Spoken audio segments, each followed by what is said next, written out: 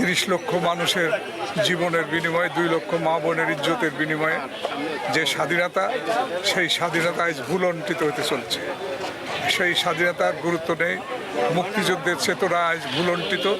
বিভিন্নভাবে মুক্তিযুদ্ধের চেতনাকে আজকে খর্ব করা হয়েছে।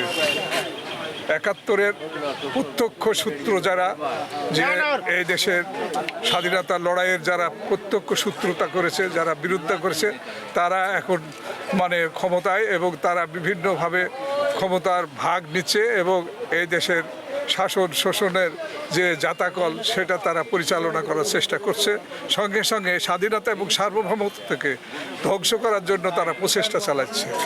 মুক্তিযুদ্ধের বিরোধী অবস্থানে ছিল মার্কিন যুক্তরাষ্ট্র, এবং তারা আমাদের সেন্ট মার্টিন দ্বীপ নিতে চায় এবং করিডোর নিতে চাই। এইটার আমরা মনে করি যে এটা স্বাধীনতা এবং সার্বভৌমত্বের বিরোধী। আজকে দাঁড়িয়েছি তাতে হলো যে মহান মুক্তিযুদ্ধের সময় মার্কিন সাম্রাজ্যবাদের যে ভূমিকা, সেটা 53-54 বছর পরে এসে তার প্রতিশোধ গ্রহণ করছে। আমরা মনে করি মহান মুক্তিযুদ্ধের যে চেতনা, অসাম্প্রদায়িক বাংলাদেশের যেটা আকাঙ্ক্ষার জায়গা, সে আকাঙ্ক্ষার জায়গাকে আমরা ওয়ার্কার্স পার্টি ধারণ করি।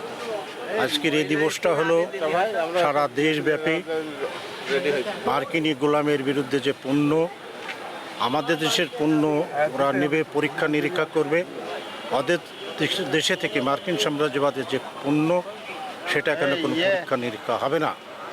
এটা একটা অনৈতিক কর্মকাণ্ড।